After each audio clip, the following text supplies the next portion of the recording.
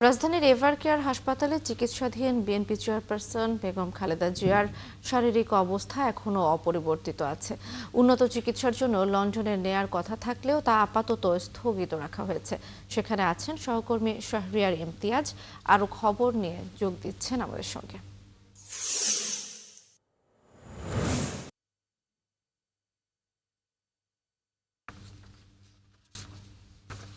শাহরিয়ার, খালেদা জিয়ার আজকের শারীরিক পরিস্থিতি নিয়ে নতুন কোনো তথ্য পেয়েছেন কিনা, তিনি এখন কেমন আছেন, কি বলছেন চিকিৎসকরা, জানাবেন।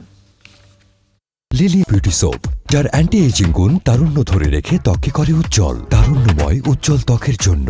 রিমার্ক বললাম, সাবেক প্রধানমন্ত্রী বেগম খালেদা জিয়ার শারীরিক অবস্থা এখনো স্থিতিশীল এবং অপরিবর্তিত রয়েছে। আমরা এতটুকু তথ্যই আসলে জানি, এর বাইরে আসলে গণমাধ্যমকে সেভাবে আসলে কোনো তথ্য জানানো হয়নি। যেমন গত শনিবার যেমন বিএনপির পক্ষ থেকে আনুষ্ঠানিকভাবে যেমন জানানো হয়েছিল তার শারীরিক অবস্থার কথা, এরপরে কিন্তু তার শারীরিক অবস্থার কোনো ধরনের আপডেট কিন্তু জানানো হয়নি।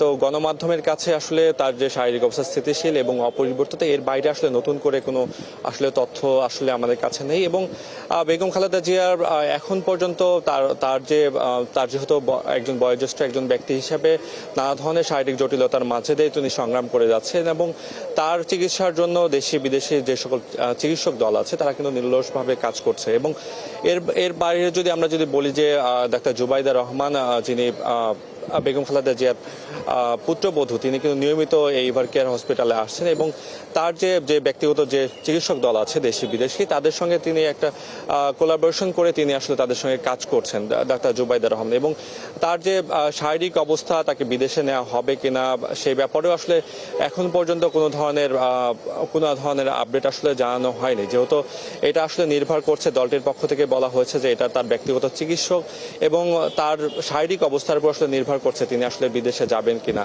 এর বাইরে নতুন করে আসলে আমাদের কাছে আসলে কোনো তথ্য নেই। যদি দলটির পক্ষ থেকে আজকে যদি নতুন কোনো তথ্য জানানো হয় তাহলে আমরা আপনাদেরকে জানাতে পারবো। এই ছিল রাজধানী এভার কেয়ার হসপিটালের সামনে থেকে আমার কাছে সর্বশেষ। ধন্যবাদ শাহরিয়ার। আমরা সরাসরি যুক্ত ছিলাম রাজধানীর এভার কেয়ার হাসপাতাল থেকে।